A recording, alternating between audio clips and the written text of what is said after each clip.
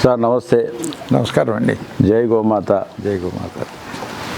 ఈరోజు యుగ తులసి గోమహాక్షేత్రానికి మీరు రావడం, ఈ గోశాల కూడా పూర్తిగా మీరు ఇచ్చినటువంటి సూచనలతోని ఇది ఒక గో మహాక్షేత్రంగా ఈరోజు రూపాంతరం చెందుకుందంటే దానికి పూర్తి కారణం మీరు. దానికి మరొకసారి నేను ధన్యవాదాలు తెలియజేస్తున్నాను. నేనని అనద్దు, ప్రకృతి, భగవంతుడు ఇంకా చాలా ఆశీస్సులు మీకు ఉన్నాయి కనుకనే ఇక్కడ గోశాల ఇక్కడ చక్కగా నడుస్తుంది. సార్, మొదటగా గోవు అనగా మన కల్చర్, మన ట్రెడిషన్కి సంబంధించినటువంటి మొదటి ఈ భూమి మీద ఏదైనా ఉంది అంటే అది గోమాత అని అంటారు. అసలు గోవు గొప్పతనాన్ని మీ మాటల్లో ఒకసారి తెలియజేయాల్సిందిగా ఈ సందర్భంగా నేను కోరుతున్నాను సార్. ఇప్పుడు మీరే చెప్పారు భూమి గోవు అని. అవును. అంటే భూమికి గోమాతకి అవినాభావ సంబంధం ఉంది. అందువల్లే అక్కడ భూమాత అని అంటారు, ఇక్కడ గోమాత అని అంటారు. ఈ రెండింటికి మధ్యలో మనుషుల ప్రమేయం కూడా చాలా ఉంది.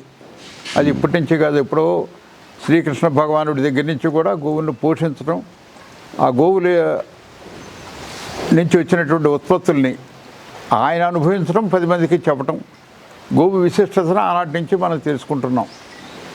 ఈవెన్ ఈ మధ్యకాలం వరకు కూడా గోవులు, వాటి విసర్జితాలు భూమికి బలాన్ని చేకూర్చేవి.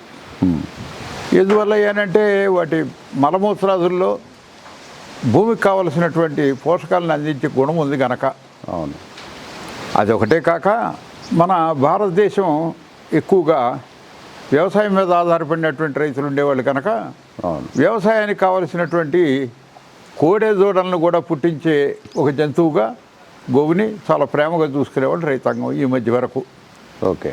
అయితే ఈ గోవు అని అన్నంత మాత్రాన అది దేశవాళీ గోవా, సంకరజాతి గోవా ఇవాళ మీరు చూస్తున్నారు.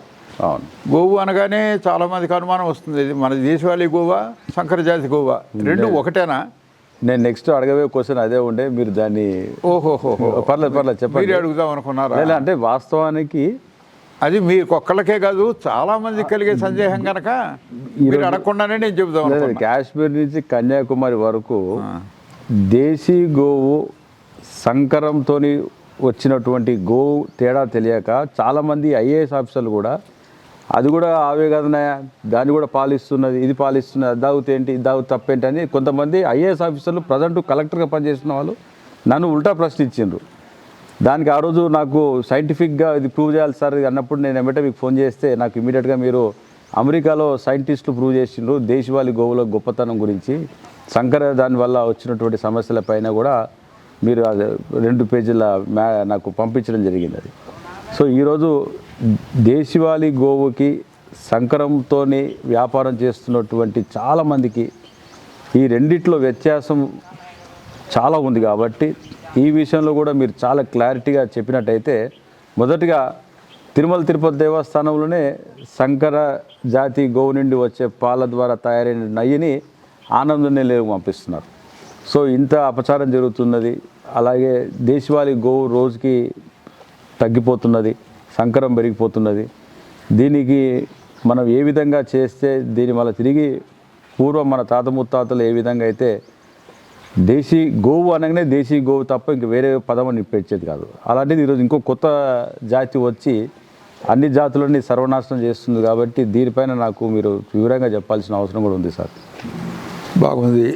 దేశీ గోవు అనగానే భారతదేశంలో ఉన్నటువంటి ఈ జాతులు, ఈ గోజాతులన్నీ ఇవాళ మనం అనుకున్నట్టుగా వెంటనే ఏదో పుట్టుకొచ్చినవి కాదు.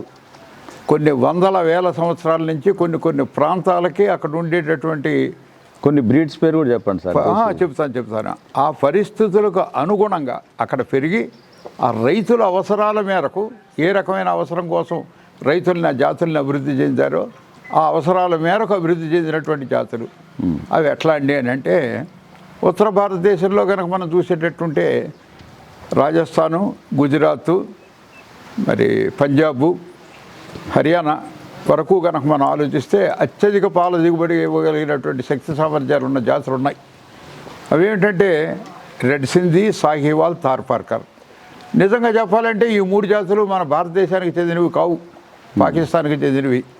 అయినా మనకి ఈ రెండు దేశాలు విడిపోయినప్పటికీ ఆ గోవులకి తెలియదు కదా వీళ్ళిద్దరూ విడిపోయారని. ఇక్కడ ఉండేవి ఎక్కడ ఉండిపోయినాయి, అక్కడ ఉండేవి అక్కడ ఉండిపోయినాయి. కానీ దాని పుట్టుక స్థానం మాత్రం పాకిస్తాన్. ఓహో.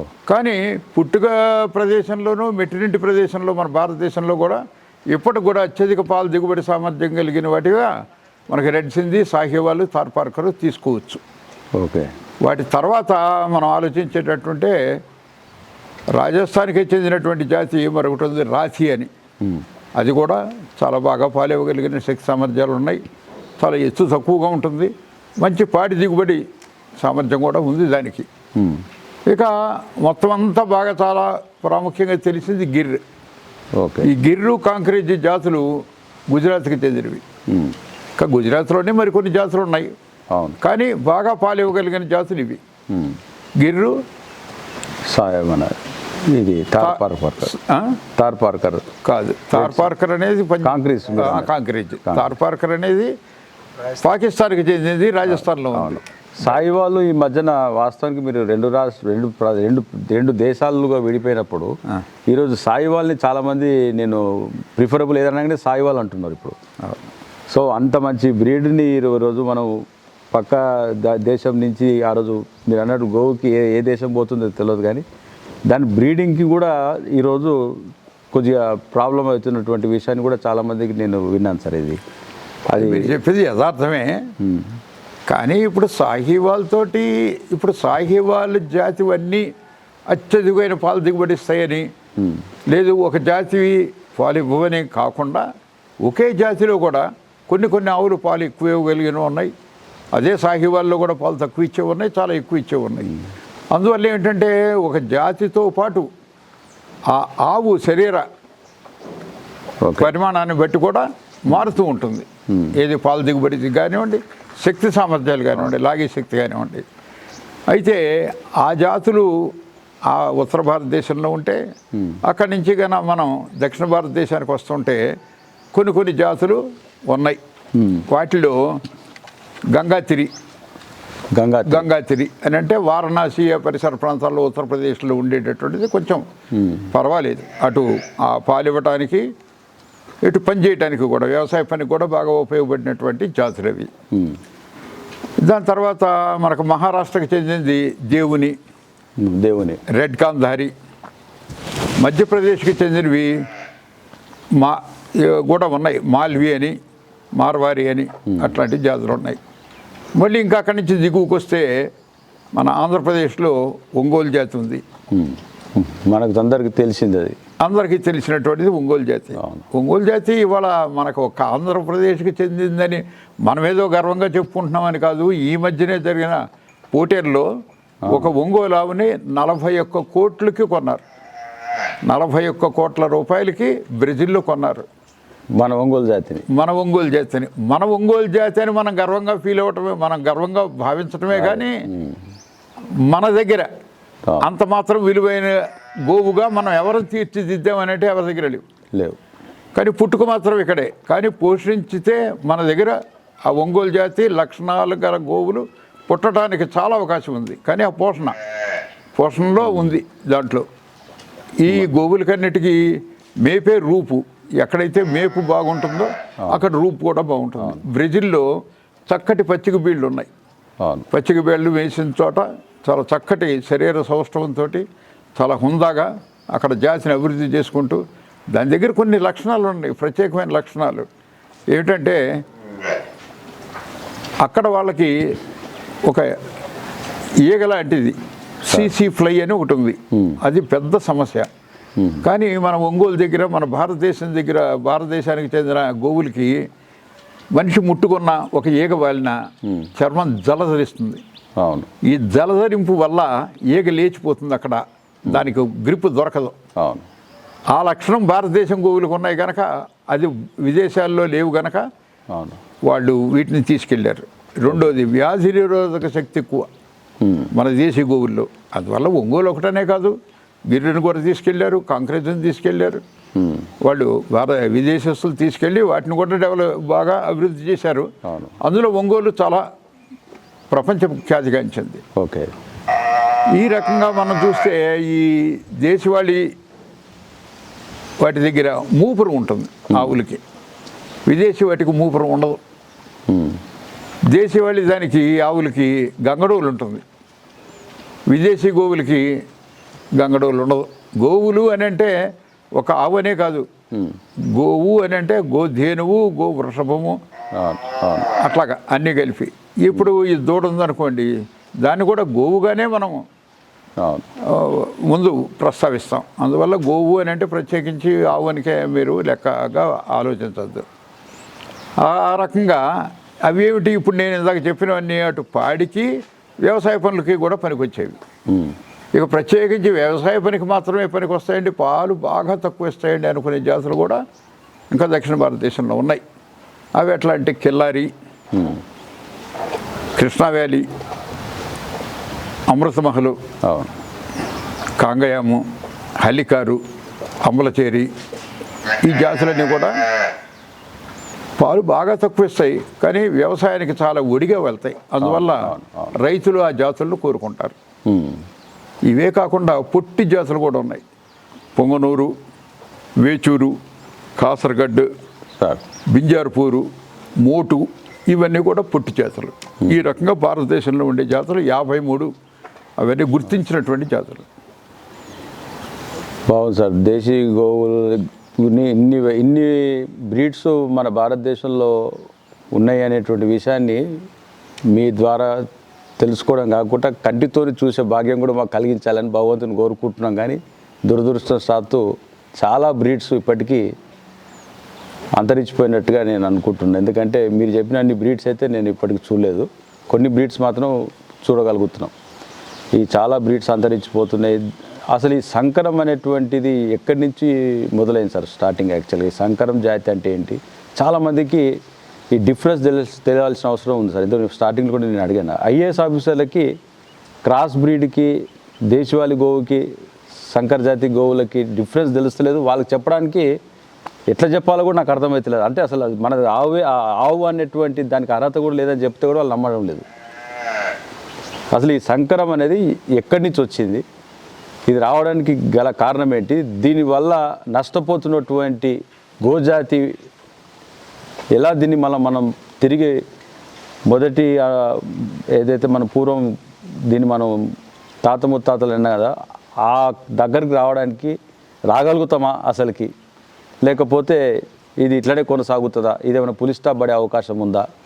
దీనికి కేంద్ర రాష్ట్ర ప్రభుత్వాలు మీద ఫోకస్ అయ్యే విధంగా కొద్దిగా మీరు తెలియజేసినట్టు అవసరం ఉంది సార్ ఈ సబ్జెక్ట్ విషయంలో, సంకరం గురించి. సంకర జాతి అంటే ఏంటి? ఇప్పుడు మీరు కొంతమంది సంకర జాతి ఏది, దేశవాళీ జాతి ఏది అని గుర్తించలేకపోతున్నారు అన్నారు కదా. అవును. 4 గోళ్ల మధ్యలో ఆఫీసుల్లో కూర్చుంటే గుర్తించడం కష్టం. ఓకే. గోవుల మధ్యలోకి వస్తే చాలా తేలిగ్గా అర్థమవుతుంది. ఇప్పుడు నా వెనకాల అంబా అని అరుస్తోంది దూడ. అవును. ఆ అరుపు వింటే నేను తలకాయ చెప్పకుండా దేశవాళీ దూడ అని చెప్పచ్చు. ఇదే సంకర జాతిది అది నిన్ననే పుట్టింది సార్. అది అరుపల్లే ఉండదు, కూతల్లే ఉంటుంది. కూత ఎట్లుంటుంది? కూతల్లే ఉంటుంది, కూత కూసినట్టు ఉంటుంది. సంకర అని కూసినట్టు ఉంటుంది సంకర జాతి. దేశవాళీది ఇప్పుడే మీరు దూడ మనం మాట్లాడుతూ ఉంటేనే దూడ అరుపు అన్నారు. అది ఎట్లా ఉంది? అమ్మా అని పిలిచినట్టుంది. దాంట్లో ఒక మృదుత్వం ఉంది. ఆ పిలుపులో మనం ఎన్ని గోవులు ఆ రకంగా అరిచినా మనకి చికాకు కలగని రీతిలో ఉంటుంది. ఇదే సంకర జాతి కూత కూస్తే అదేదో దగ్గరగా గార్ధపం, గాడిద కూసినట్టుగానే చాలామంది రైతులు అనుభవంలోకి వచ్చింది. ఇక ఎక్కడి నుంచి సంక్రమించింది? విదేశీ జాతుల నుంచి సంక్రమించింది. ఈ మనం ఇందాక అనుకున్న మూపురము, గంగడోలు, అంబాని అరవటం, చెవులు బారుగా ఉండి కొసతేలు ఉండటం, ఈ లక్షణాలన్నీ కూడా దేశీవి అన్నాం కదా. దేశీవి అంటే ప్రత్యేకించి భారతదేశానికి చెందినవిగానే మీరు అనుకోకర్లా. ఇందాక నేను చెప్పాను, పాకిస్తాన్ నుంచి వచ్చినటువంటి రెడ్ సింధీ, సాహివాల్, తార్పార్కర్ అన్నాం. మరి అవి కూడా దేశీవే. ఏ దేశానివి? పాకిస్తాన్వి. అయినా కూడా కొన్ని ఇతర దేశాల్లో, ఆసియా ఖండంలో గల కొన్ని దేశాల్లో, ఆఫ్రికా ఖండంలో ఉన్న వాటిలో కూడా ఈ మన దేశీయ ఆవుల లక్షణాలు కలిగినవి ఉన్నాయి. అయితే మిగతా ప్రాంతం నుంచి ఇక్కడ ఒకటి చెప్పుకోక తప్పదు. ఎట్లా అంటే పెరుగుతున్న జనాభాల అవసరాల మేరకు సార్ వ్యవసాయ ఉత్పత్తులు పెంచాలి అని చెప్పి గ్రీన్ రెవల్యూషన్ వచ్చింది. అదే రకంగా పెరుగుతున్న జనాభా అవసరాల కోసం పాల ఉత్పత్తుల కోసం వైట్ రెవల్యూషన్ అని వచ్చింది. ఇది భారతదేశ ప్రభుత్వం చేపట్టింది. గ్రీన్ రెవల్యూషన్ రావడానికి ముందు ఏమిటి ఉండేది అని కూడా కొంచెం ఈ రెండిటికి ఒక అవినాభావ సంబంధం ఉంది కనుక అది కూడా కొంచెం మాట్లాడదాం. గ్రీన్ రెవల్యూషన్ అనేది రావడానికి ముందు పంటలు దేశవాళీ రకాలతోటి మాత్రమే పండేవి. సంకరపరచనివి కానీ విదేశాల నుంచి తీసుకొచ్చి నువ్వు కూడా లేవు. అయితే వాటిలో ఏమిటంటే మన భూసారాన్ని బట్టి సుమారుగా ఎకరానికి వరి అయితే 25 బస్తాలు సుమారుగా అన్ని వాతావరణాలు బాగుంటాయి. కొంచెం ఆటుపోట్లను తట్టుకుని చీడపీడలు రాకుండా ఎరువు వేసినా వేయకపోయినా తట్టుకుని 25 బస్తాలు సుమారుగా ఎకరానికి సాధారణమైన భూముల్లో లభించేది. అయితే పెరుగుతున్న జనాభాకి చాలదు. 40 బస్తాలు 50 బస్తాలు ఎకరానికి పండితే కానీ చాలదని అంచనా వేసి అక్కడ గ్రీన్ రెవల్యూషన్ తీసుకొచ్చారు. తీసుకొచ్చినప్పుడు ఎలా తీసుకొచ్చారు? కొద్ది గొప్ప ఎరువు వేయాలి, ఎరువు వేస్తే కానీ పైరు పెరగదు, పైరు పెరిగితే కానీ కంకి పెరగదు, కంకి పెరిగితే కానీ గింజలు పెరగవు అనుకునేటటువంటి లెక్కలో వారు దాన్ని తయారు చేశారు. తప్పు లేదు. దాంతోపాటు ఎరువుల కోసం సబ్సిడీలు ఇచ్చారు, ప్రోత్సహించారు. ఆ రకంగా సాధారణంగా గోవుల పశువుల విసర్జితాలైన పేడ మూత్రం ఇవన్నీ కలిపిన చెత్త కుళ్ళినటువంటి ఈ ఎరువులతోటి మాత్రమే భూముల్ని సారవంతం చేసుకున్న స్థాయి నుంచి కొద్ది గొప్ప రసాయనాలని రైతుల దగ్గరికి తీసుకొచ్చారు. ఆ రాయితీ ఇప్పటిదాకా కొనసాగుతుంది. ఈ రోజు వరకు రాయితీ మీద యూరియా, కాంప్లెక్స్ ఎరువులు అన్నీ ఇస్తున్నారు. పొటాష్ కానివ్వండి, సూపర్ ఫాస్ఫేట్ కానివ్వండి, అన్నీ. అదే పాలలోకి వచ్చేటప్పటికి పాల ఉత్పత్తి పెరగాలి అంటే దేశవాళీ ఆవులు చాలా తక్కువ పాలిస్తాయి, తక్కువ రోజులు పాలిస్తాయి అనే ఉద్దేశంతో విదేశీ జాతులతోటి మన దేశీయ జాతుల్ని సంకరపరచడం మొదలెట్టారు. ఇదంతా సుమారుగా 1950-60 మధ్యలో ప్రారంభమైంది. కొద్దిగా మొదలుపెట్టినంత వరకు ఆశయం మంచిదే. ఆశయం అప్పుడు ఏమిటయ్యానంటే ఏ జాతులైతే శుద్ధమైనటువంటి జాతులు ఉన్నాయో వాటిని పోషించుకుంటూ ఏ జాతికి చెందిన నాటు ఆవులను మాత్రం సంకరపరిచి వాటి నుంచి పాల ఉత్పత్తి తీసుకోవాలన్నది ప్రభుత్వం యొక్క సిద్ధాంతం. అందుకని విదేశీ జాతుల ఆంబోతుల వీర్యాన్ని తీసుకొచ్చి కృత్రిమ గర్భోత్పత్తి ద్వారా జాతిని అభివృద్ధి చేయడానికి ప్రయత్నం చేశారు. అంటే దేశీ జాతికి విదేశీ జాతికి పుట్టింది సంకర జాతి. చాలా దారుణం సార్ ఇది. అయితే అది మంచి ఫలితాలు ఇచ్చిందా దుష్ఫలితాలు ఇచ్చిందా అంటే ఈనాడు ఏమాత్రం అప్పుడు కూడా పాలు తక్కువ ఇచ్చి రైతులకు ఏ రకంగా పెద్దగా ఉపయోగపడనటువంటి జాతులే ఎక్కువ సంఖ్యలో మిగిలిపోయినాయి. అసలైన జాతులన్నీ సంకరపరచబడినాయి. ఓకే. ఆ రకంగా ఇందాక చెప్పినట్టుగా 53 జాతులు మనకు ఉండేవి. చాలా భాగం సంకరీకరణ చేయటం బట్టి చివరాఖరికి మీరు ఇందాక అన్నారే అంతరించిపోయే స్థాయి లేకపోతే ప్రమాద పంచుటికి చేరిపోయినటువంటి స్థాయిలో ఉన్నాయి. రైతుల ఆదరణ ఉంటే అవి బతుకుతాయి, మళ్ళీ అవి అభివృద్ధి చెందుతాయి. రైతుల ఆదరణ లేకపోతే దిగజారిపోతాయి.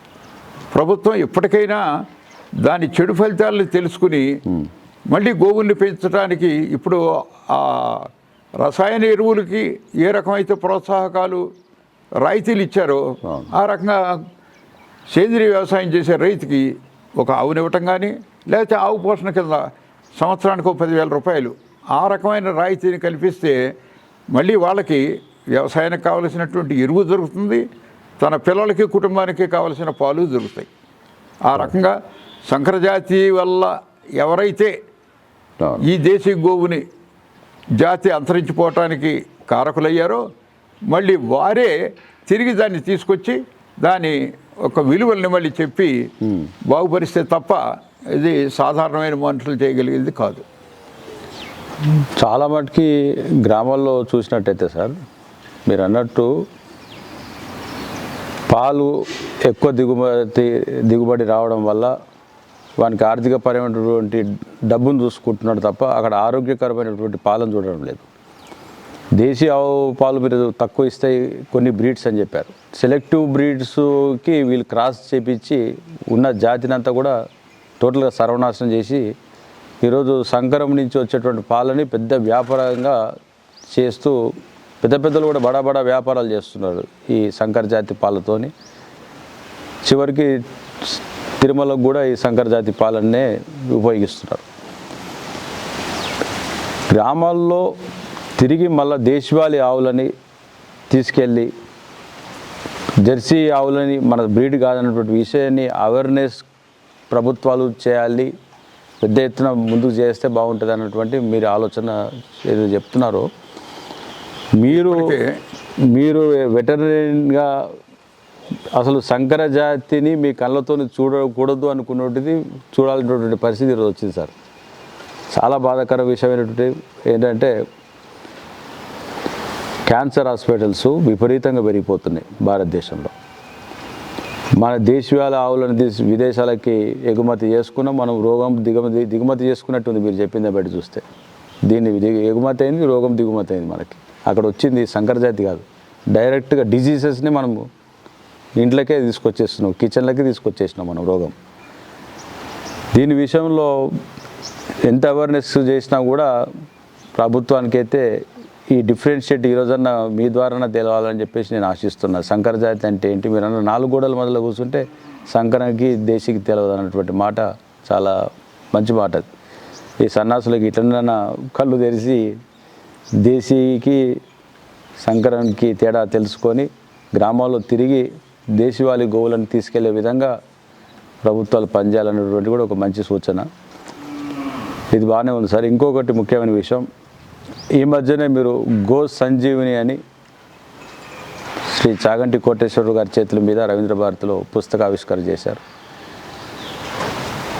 మీరు చేస్తున్నటువంటి ప్రయత్నం సార్, చాలా గోశాలలో నేను ఫోన్ చేసి మాట్లాడినప్పుడు మా దగ్గర గో సంజీవిని పుస్తకం ఉందండి అని చెప్పారు. ఈరోజు పొద్దున కూడా మీరు వచ్చే ముందు కూడా 2-3 ఫోన్ చేసిన, సార్ వస్తున్నారు, మీ సలహాలు సూచనలు మీరు ఉంటే నాకు చెప్పండి, నేను సార్ని ఈరోజు మన గోశాలలో ఒక చిన్న ఇంటర్వ్యూ జరుగుతుంది, మళ్ళీ మనం గోవుల పోషణ, గోవులకి ఏదైనా అనారోగ్య సమస్యలు వచ్చినప్పుడు గో సంజీవిని పుస్తకం ఉంటే అన్ని విషయాలకి పరిష్కారం దొరుకుతుంది అన్నటువంటిది వాళ్ళు చెప్తున్నారు. అయినప్పటికీ కూడా సార్ జెర్సీ గోవులకి జెర్సీ అంటాం కదా, గోవు కూడా అనలేము సారీ, ఆ జెర్సీ అనే పదం కూడా వాడటానికి కూడా మనకు జలధరిస్తున్నది ఒళ్ళంతా, అంత వరస్ట్గా ఉంది ఆ పేరు. వాటికి ఈ మధ్యకాలంలో నేను మన గోశాలలో చూస్తున్నా సార్, రకరకాలైనటువంటి కొత్త వ్యాధులని చాలా గోశాలలో వస్తున్నది. ఎల్ఎస్డి లంపి గతంలో చాలా పెద్ద ఎత్తున వచ్చింది, తగ్గింది, ఇప్పుడు మళ్ళీ స్లోగా స్టార్ట్ అవుతుంది సార్. ఈ సమ్మర్కి స్టార్ట్ అయ్యి 1 month బిఫోరే లంపీ డిజీజ్ వస్తుంది. అది మన దేశవాళీ గోవులకు వస్తున్నది.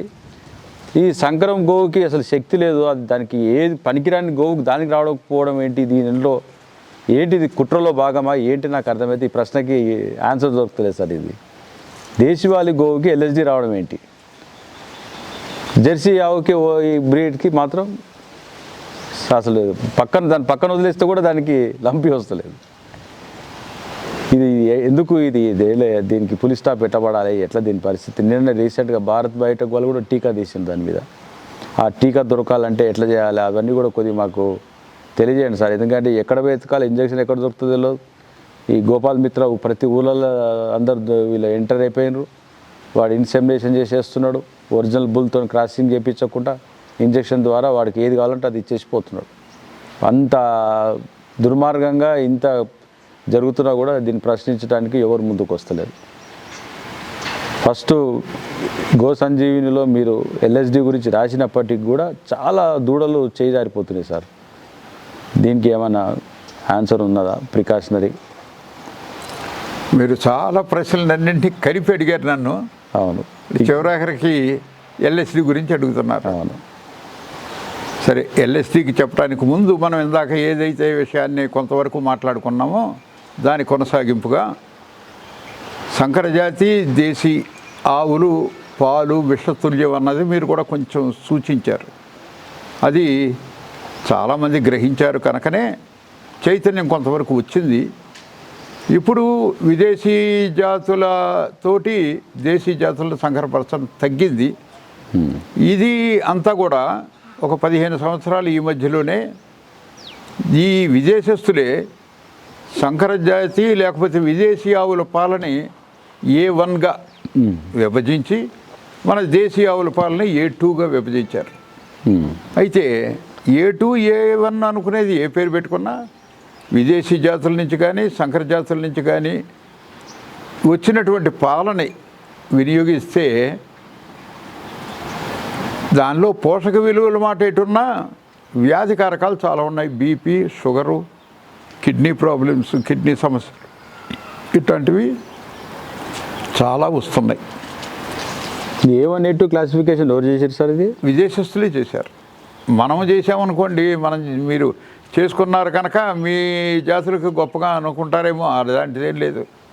విదేశస్తులే చేసి చెప్పారు. వాళ్ళ ప్రాంతానికి చెందిన జాతులు వాటి యొక్క పాలు మనుషులు తాగడానికి ఏమంత మంచిది కాదని ఇవాళ ఆ దేశాల్లో A2 పాల కోసం వెంపర్లాడుతున్నారు. అంటే మన దేశీ జాతుల పాల కోసం వెంపర్లాడుతున్నారు. అయితే ఇది గ్రహించినటువంటి రైతులు ఈ విదేశీ జాతులతోటి సంకరీకరణ చాలా భాగం తగ్గించారు. ఇటు పాలు తాగే వాళ్ళలో కూడా కొంచెం చైతన్యం వచ్చింది. అయితే ఇంక పూర్తిగా చైతన్యం కూడా రావాల్సిన అవసరం ఉంది. అది ప్రభుత్వాలకి తెలియని విషయం కాదు. మనం ఎవరన్నా చెబితే వినవలసిందేం కాదు. ఎందుకంటే ప్రభుత్వానికి ముందే తెలుస్తుంది. కాకపోతే వాళ్ళు ఏ రకంగా చేస్తే దీన్ని ఈ వినియోగదారులకి ఇబ్బంది లేకుండా అనారోగ్య సమస్యలు రాకుండా కాపాడగలం అనుకునేటువంటి ఏమన్నా ఆలోచిస్తున్నారేమో, మనం అట్లాగ భావిద్దాం. ఇక ఇంకొక పెద్ద సమస్య ఏంటంటే చాలామంది దృష్టిలో లేనిది, విదేశీ జాతులకు పుట్టినటువంటి కోడిదోళ్ళు వ్యవసాయానికి పనికిరాక బట్ రోడ్లపైన వదిలేశారు విలువ లేక. సార్ ఆ రోడ్లపైన తిరుగుతున్నవి మన దేశీ జాతి ఆవుల్ని ఎదకొచ్చినప్పుడు దాటుతున్నాయి. ఆ రకంగా ఒకరి ప్రమేయం లేకుండానే జాతి కూడా క్షీణించిపోవడానికి అది ఒక పెద్ద బలీయమైన కారణమైంది. అన్ని ప్రాంతాల్లో ఇందాక మనకున్న రెడ్ సింధీ సాహివాళ్ళు ఉన్నటువంటి రాజస్థాన్ అవ్వచ్చు, లేదా గుజరాత్ అవ్వచ్చు, లేకపోతే మన ప్రాంతం అవ్వచ్చు, దక్షిణాదికి వెళ్ళినా ఎక్కడికి వెళ్ళినా విచ్చలవిడిగా స్వేచ్ఛగా అదుపు ఆజ్ఞ లేకుండా సంకరజాతి కోడిదోడలు మంచి మేలు జాతి ఆవులను కూడా దాటి ఆ రకంగా జాతిని సంకరపరుస్తున్నాయి అదుపు తప్పి. దాన్ని అదుపు చేయవలసిన బాధ్యత మాత్రం డిపార్ట్మెంట్ మీదే ఉంటుంది, ప్రభుత్వం మీదే ఉంటుంది. ఇక మీరు మనకి ముఖ్యమైనది LSD గురించి అడిగారు. వైరస్ వల్ల కలుగుతుంది. అది మనకి ఎలాగొచ్చింది ఏమిటి, దీని వెనకాల కుట్ర ఉందా అన్నారు. కుట్రలు కనిపెట్టేటంత నైపుణ్యం నా దగ్గర లేదు, కానీ ఇది రావటం మాత్రం ఉత్తర భారతదేశం నుంచి వచ్చింది మన దేశంలోకి. రాజస్థాన్ ఆ పరిసరాల నుంచి వచ్చింది. వచ్చిన ప్రతి తడవ కూడా ఆ పక్కన రాజస్థాను, గుజరాతుల్లో ఉన్న గోవులకు ముందు ఆ వ్యాధి రావడం, తర్వాత మన ప్రాంతంలో ఉన్న గోవులకి రావడం కొన్నాళ్ళకి. అది గాలి ద్వారా వ్యాపిస్తుంది కనుక నిదానంగా మన దగ్గరికి రావడానికి కొంత టైం పట్టింది. మళ్ళీ అదే రకంగా సంకరజాతి ఆవుల్లో వచ్చినప్పుడు కూడా అక్కడ ఆవులకి వచ్చింది. దాని తర్వాత 2-3 నెలలకు మన ప్రాంతాలకు వచ్చింది. ఇప్పుడు ఈ దూడల విషయంలో కూడా గత 3-4 సంవత్సరాల నుంచి అక్కడ దూడలకు ముందు ఈ వ్యాధి తగిలి తర్వాత నిదానంగా మన ప్రాంతాలకు వస్తుంది కనుక ఆ ప్రాంతాల నుంచి ఏమైనా కుట్ర ఉందా అని మీ బోటి వారు కానీ చాలామంది రైతులు కానీ దీని గురించి ఆందోళన చెందుతున్న మాట కరెక్టే. కాకపోతే దానికి ఆధారం ఏం లేదు, మేము చెప్పడానికి మా దగ్గర ఏం లేదు. ఎందుకంటే వైరస్ అనేది గాలి ద్వారా వస్తుంది, గాలి ద్వారా వ్యాప్తి చెందుతుంది. తర్వాత దానికి ఎక్కడ అనుకూలమైన పరిస్థితులు ఉంటే అనుకూలమైన పరిస్థితుల్లో దానికి సంబంధించినటువంటి జంతుజాలాల్ని ఇబ్బంది పెడుతుంది. ఇప్పుడు ఆ టీకా వచ్చిందా సార్ మార్కెట్లోకి? మార్కెట్లోకి ప్రస్తుతానికి ఆ టీకా ఉంది. లేకపోయినా కూడా గోట్ పాక్స్ అనే టీకా మందు వేసిన గోవులు కొన్ని రక్షించబడినాయి. అందులో ఇబ్బంది లేదు. గోట్ పాక్స్ వాడుకున్నా కూడా మంచి రక్షణ కలిగింది. ఇప్పుడు ఎల్ఎస్డికి సార్ మన అలోపతి, హోమియో, ఆయుర్వేదిక్లో ఈ మూడిట్లో ఏది తొందరగా ఫాస్ట్ రిలీఫ్ ఇచ్చేటువంటి అవకాశాలు ఉన్నాయి సార్? నేను 3 వాడినా నేనైతే. 3 వాడితే ఇప్పుడు ఒకటి కదా, 3 వాడినారు కదా, 3 వాడినప్పుడు మీకు ఏది బాగుంది అనిపించింది? నాకు కొద్దిగా ఆయుర్వేదిక్ ఏదో కొద్దిగా అంటే ఇన్స్టెంట్గా దానికి హై ఫీవర్ వచ్చినప్పుడు అలోపతితో. కరెక్ట్ మంచి మాట, కరెక్ట్గా చెప్తున్నా. హై ఫీవర్ ఉన్నప్పుడు అలోపతికి వెళ్తున్నా, గ్రాడ్యువల్గా దానికి ఫీవర్ తక్కువ అయినప్పుడు నేను మళ్ళీ ఆయుర్వేదంలోకి వచ్చేసిన. లాస్ట్ మళ్ళీ హోమియోపతి కూడా నేను స్టార్ట్ చేసిన సార్ 2 days బ్యాక్. సో అందులో కొద్దిగా రిజల్ట్స్ కనపడ్డాయి సార్. అది మనం మీరు లక్కీ అంటే భగవంతుని దయ వల్ల 5 దూడలకు వచ్చింది సార్. ఒక్క దూడ చేజారిపోయింది, చాలా బాధ అనిపిస్తున్నది. ఆ దూడ ఇప్పటి నా కళ్ళలో మెదులుతున్నది. తను ఎంత ప్రయత్నం చేసినా అంటే రక్షించుకోవడం కోసం, ఒక దిక్కు తల్లి లేదు, డబ్బా పాలు పట్టించడం, మళ్ళీ దానికి తోడు ఎల్ఎస్డి రావడం, ఎంత ప్రయత్నం చేసినా కూడా అది చేజారిపోయింది సార్ మొన్న. అదొక్కటే బాధాకర విషయం. అందుకోసం నేను ఫస్ట్ క్వశ్చన్ అదే అడిగి. ఇంకా చాలా గోశాలలో సార్ ఎల్ఎస్డి గురించి చెప్పండి సార్. ఎక్కువ బాధపడుతున్నారు. మీరు చెప్పిన మీ అనుభవమే కరెక్ట్. ఎవరైనా ఒక డాక్టర్ గారు చెప్పినా కూడా రైతులందరూ ఇచ్చినటువంటి సమాచారాన్ని తన మనసులో పెట్టుకుని దాని ప్రకారంగానే నడవగలుగుతాడు. అవును. అదే రకంగా ఇప్పుడు మీరు చెప్పారు, ఆయుర్వేదం, హోమియోపతి, అలోపతి 3 వాడానన్నారు. బాగా జ్వరం ఉధృతంగా ఉన్నప్పుడు అలోపతికి వెళ్ళానన్నారు. జ్వరం తగ్గిన తర్వాత ఈ పుళ్ళు అవి మానటానికి ఆయుర్వేదం రాసామన్నారు. మళ్ళీ వస్తుందో రాదో రాకుండా కూడా మనం చూసుకుంటాం కోసం హోమియోపతి వాడు. 3 వాడటం తప్పులేదు. మనకు అల్టిమేట్గా ఏదేమైనా మనకు ఆ జీవి రక్షించబడాలి, ఆ జీవి. అందుకని మీరు వాడేది తప్పులేదు. చాలామంది అభిప్రాయం కూడా ఏ ఒక్కదాని మీద ఆధారపడాల. ఆయుర్వేదం, హోమియోపతి, అలోపతి కూడా వాడుతున్నారు. ఇంకొకటి సార్, చాలా గోశాలలో ఈ స్లాటరింగ్కి వెళ్ళేటువంటి క్యాటిల్ అంతా కూడా రెస్క్యూ చేస్తున్నారు గోరక్షకులు. అవునండి. అన్ని గోశాలలో వాళ్ళు వచ్చేసి వాటిని కస్టడీగా లోకల్ పోలీస్ వాళ్ళు వచ్చేసి అప్పచెప్పి వెళ్ళిపోతున్నారు. సో అక్కడ పోలీస్ పాత్ర అంతా ఆల్ టుగెదర్ ఒక 1-2 అవర్స్లో కంప్లీట్ చేసేసుకుంటున్నారు. వెహికల్ పట్టుకోవడం, గోశాల వదలడం, కస్టడీ మీద సంతకాలు తీసేసుకోవడం, కోర్టులో దాన్ని ప్రొడ్యూస్ చేయడం, మళ్ళీ తర్వాత వాడు ఎవడైతే ఇల్లీగల్గా ట్రాన్స్పోర్ట్ చేస్తున్నాడో మళ్ళీ వాడు కోర్టులో పిటిషన్లు వేయడం, బండి విడిపించుకోవడం, మళ్ళీ క్యాటిల్ అదే విధిగా ట్రావెల్ చేయడం. ఇదంతా ఇల్లీగల్ ప్రాసెస్ కొన్ని దశాబ్దాల నుంచి జరుగుతుంది సార్. ఇందులో ఎనిమల్ హస్బెండరీ నుంచి గవర్నమెంట్ ఆఫ్ తెలంగాణ కానీ గవర్నమెంట్ ఆఫ్ ఆంధ్రప్రదేశ్ కానీ అసలు నేను ఇప్పటి వరకు నేను చూసింది sir, sorry to say, total failure sir Animal husbandry. ఎందుకంటే నా గోశాలలో నేను ఎదుర్కొంటున్నటువంటి సమస్యల్ని అడ్రస్ చేసేటప్పటికి కూడా స్పందించడం అనేది అవతల వైపు నుంచి 0 ఉంది సార్. దురదృష్టవశాత్తు మనకు ముఖ్యమంత్రి ఎనిమల్ హస్బెండరీకి మినిస్ట్రీగా ఆయనే వ్యవహరిస్తున్నాడు. బట్ ఆయన నోటీస్ కూడా తీసుకెళ్ళినప్పటికీ కూడా ఎటువంటి ఫలితం లేదు గోవుల పరిస్థితి. ఎందుకంటే ఇవి రావడమే చాలా వెరీ డేంజరస్ సిచ్యువేషన్లో గోశాలలు దిగుతాయి. దిగిన తర్వాత వాటికి కొన్ని లోపల అప్పుడే కట్టినటువంటి ఆవులను కూడా తీసుకెళ్ళిపోతున్నారు. అది 9 monthsలో అది దూడ అయిన టైంలో బండ్లోకి వెళ్ళి బయటకు దింపేటప్పుడు చిన్న చిన్న దూడలు నా దగ్గర కొన్ని 100 దూడలు పునర్జన్మనిచ్చింది ఆవు. ఇప్పుడు అక్కడ చూసింది మీరు ఆవు అసలు లేవలేని పరిస్థితి. దూడకు జన్మనిచ్చింది, తల్లి లేవకుంటే మన వెనకనే కూర్చొని ఉన్నది. ఇటువంటి గోవులని మనం మినిమం ఏదైతే మెడికేషన్ చేసి వాటిని సర్వైవ్ చేయగలుగుతాం అనే దాంట్లో ప్రాథమిక చికిత్స ఒకటి, తర్వాత మాయ బయటికి రాకపోవడం, తర్వాత మాయ వచ్చినప్పటికి కూడా గుడ్ల మాయ మళ్ళీ బయటికి రావడం, ఇది రిపీటెడ్గా జరుగుతున్నాయి సార్ గోశాలలో. చాలా సఫర్ అవుతున్నాం. దానికి ప్రాపర్గా ఒక పెద్ద డాక్టర్ వచ్చి చూసేటట్టు లేదు. లోకల్గా ఆ డాక్టర్ పక్కన ఉండి నేర్చుకున్నటువంటి చిన్న చిన్న పిల్లలు ట్రీట్మెంట్ చేసేస్తున్నారు గోశాలల్లో. వానికి వచ్చిన విధంగా వాడు చేతికి గ్లౌజ్ పెట్టుకోకుండా గుడ్ల మాయని లోపలికి తోసేయడం, కుట్లేసేస్తే అయిపోవడం అని చెప్పేసి ఇట్లా రకరకాల సమస్యలు ఇట్టున్నారు సార్. దీన్ని ఫస్ట్ ఎయిడ్గా ఏమన్నా గోశాల నిర్వాహకులే చేసుకో విధంగా మీరు సూచనలు ఇవ్వాల్సిన అవసరం కూడా ఉంది. రెండవది, ఆవు వీనైన తర్వాత ఫస్ట్ ప్రికాషనరీ మాయ రావట్లేదు సార్ అని చెప్పి చాలామంది టెన్షన్ పడతారు. ఆ మాయ రావడానికి సులభమైనటువంటి పద్ధతిలో ఎలాంటి ట్రీట్మెంట్ చేయాలనే విషయాన్ని కూడా కొన్ని మీరు తెలియజేస్తే బాగుంటుంది సార్. మళ్ళీ ఇందాకట్లాగానే రెండింటిని కలిపి ప్రశ్న వేశారు. సార్ సంతోషం, పోన్లండి. మీరు అంటే ఇక నా మనసులో ఉన్నట్టు మొత్తం ఫ్లోలో అడుగుతున్నాను నేను. ఒకదాన్ని మించి ఒకటి బయటకు వచ్చేస్తున్నాయి.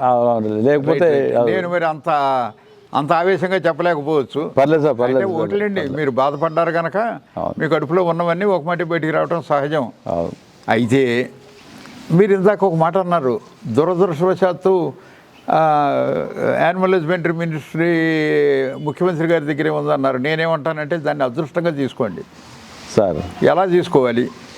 ఈ తరుణంలో గోశాలలో అసలు ఎవరెవరివి గోశాలలు ఎక్కడెక్కడ ఉన్నాయి అనేది డిపార్ట్మెంట్ ఆఫ్ యానిమల్ హస్బెండరీకి తెలుసా? తెలీదు. Very bad. ఎందుకని? మీకు మీరు ఇక్కడ గోశాల పెట్టుకున్నారు, ఇంకొకరు గోశాల పెట్టుకున్నారు. మీ గోశాలకు ఉన్నటువంటి మౌలిక సదుపాయాలు ఏమిటో కూడా ప్రభుత్వానికి తెలియదు. ప్రభుత్వం అంటే డిపార్ట్మెంట్కి తెలిస్తే ప్రభుత్వానికి తెలిసినట్టే. ఆ రకంగా గోశాల నిర్వాహకులందరూ కూడా సమావేశం అవ్వండి. సరే, సమావేశమయ్యి మా అందరిది ఇది సమస్య. గోశాలలో ఇన్ని లక్షల గోవులు తెలంగాణలో, ఇన్ని లక్షల గోవులు ఆంధ్రప్రదేశ్లో ఉన్నాయి. వీటిని కూడా, ఈ గోవులను కూడా మీ డిపార్ట్మెంటు బాధ్యత పడి వీటికి కావలసిన సర్వీస్ కూడా అందించండి అని మీరు అడగటం న్యాయంగా ఉంటుంది.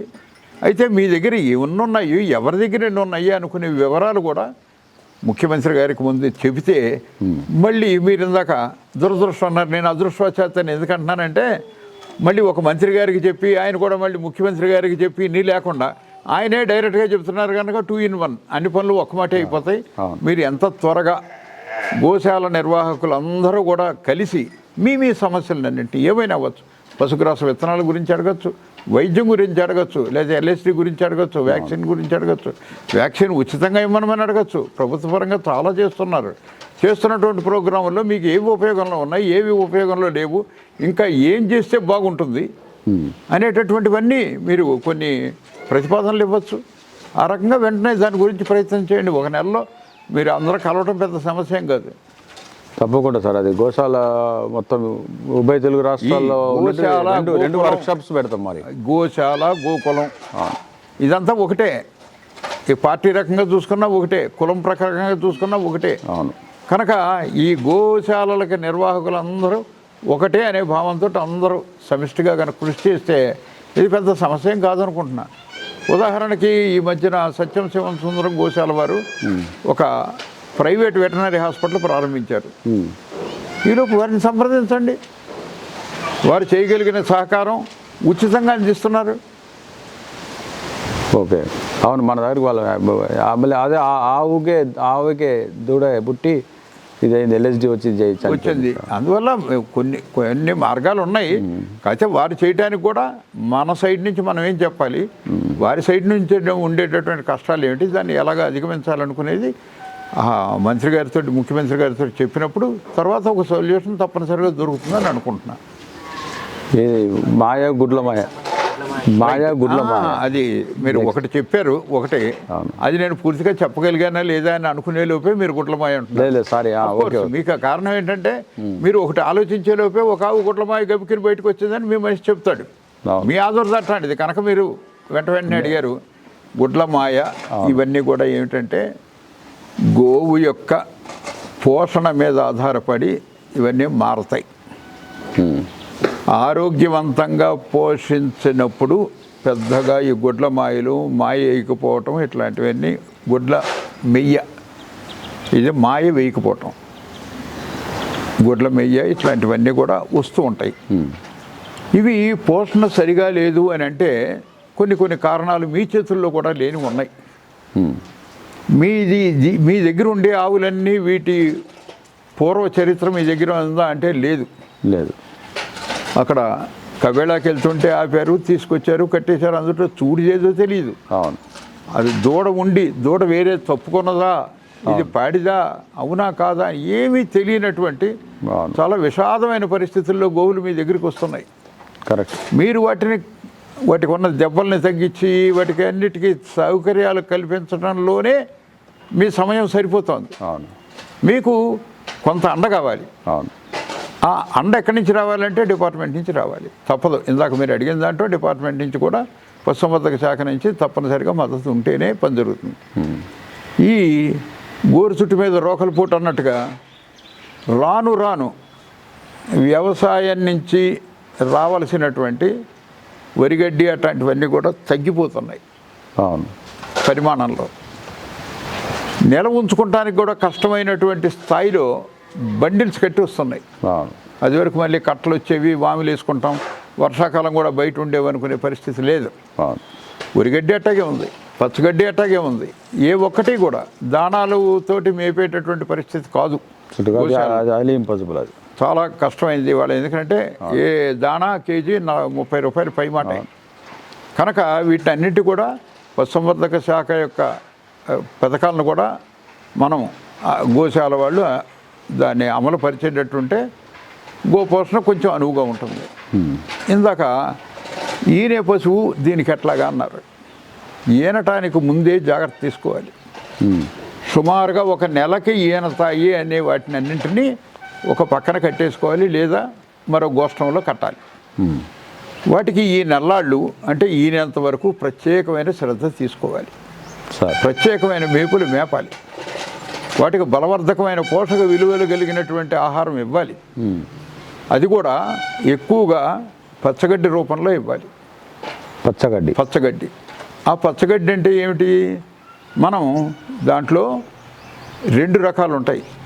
ఒకటి కాయధాన్యాలు, మరొకటేమో గింజ ధాన్యాలు. గింజ ధాన్యాలు ఇవన్నీ అంటే జొన్న, పచ్చజొన్న, మొక్కజొన్న, ఇవన్నీ కూడా అవి. వీటిలోకి వస్తే పిల్లి పెసర, జనుము, బొబ్బర ఇవన్నీ.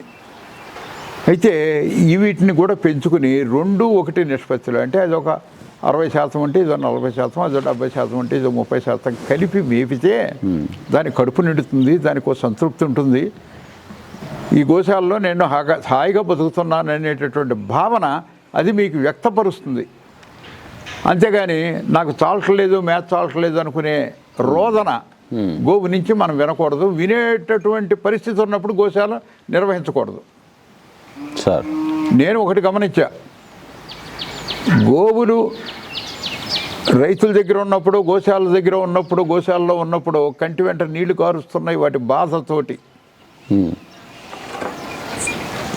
ఈ కబేళాకి వెళ్తున్న గోవులు మీరు పట్టుకున్నప్పుడు చూస్తే ఒక్కదాని కంటి వెంట నీరు ఉంటల్లా.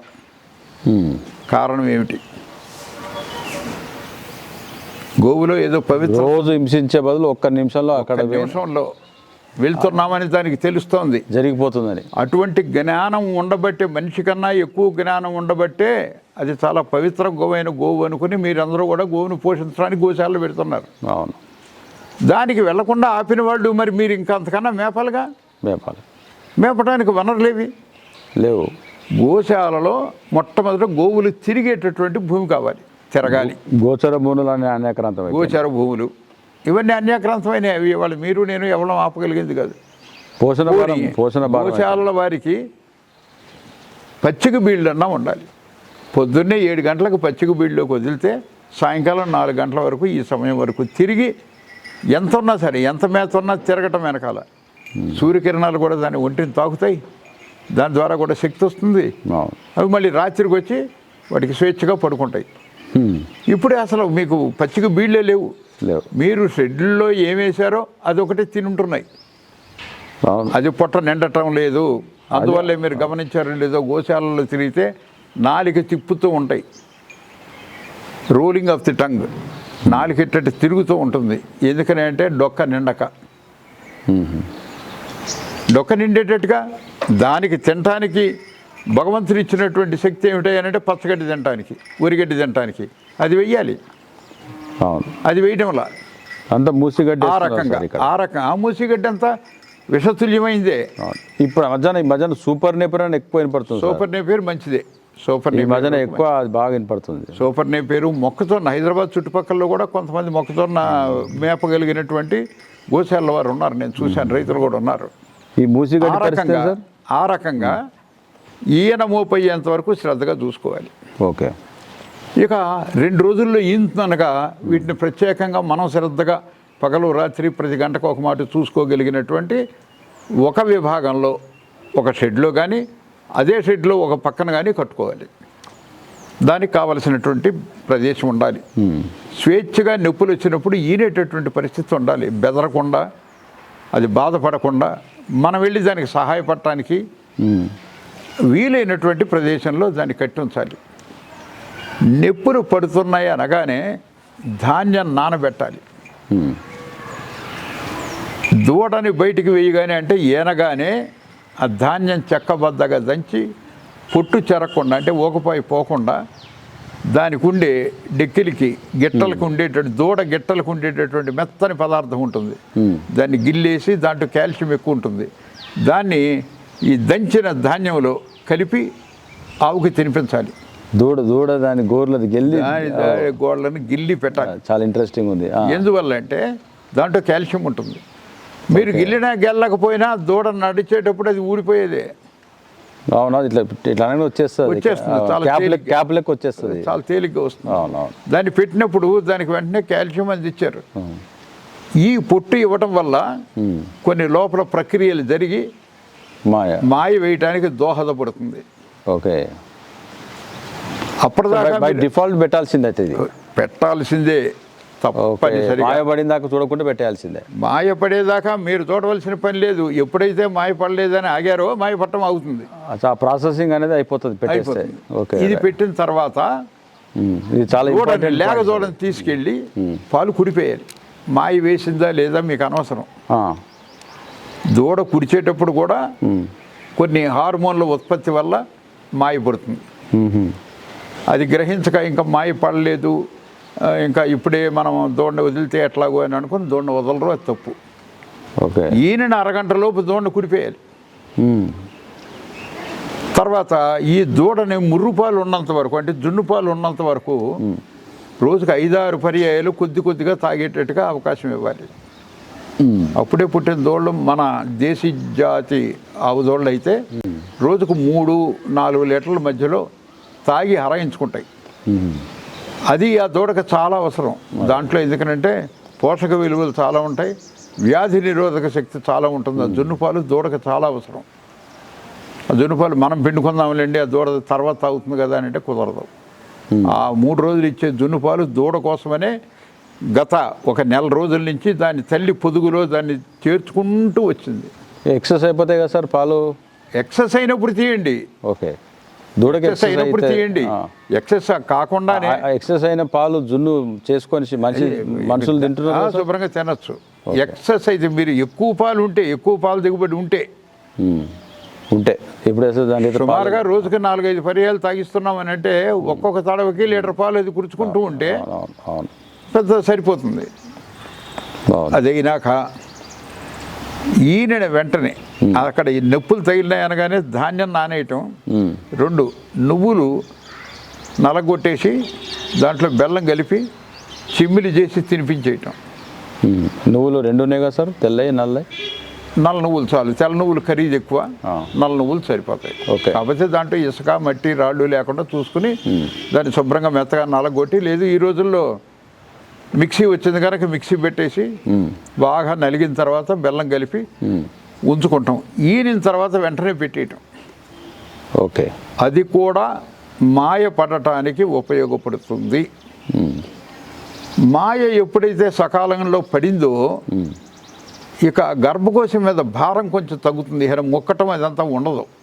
ఓకే, ఇక నొప్పులు మళ్ళీ మాయ పడటానికి కూడా నొప్పులు వస్తాయి. దూడ బయటికి రావడానికి ఎట్ట నొప్పులో మాయ బయటికి రావడానికి కూడా అట్టగే నొప్పులు వస్తాయి.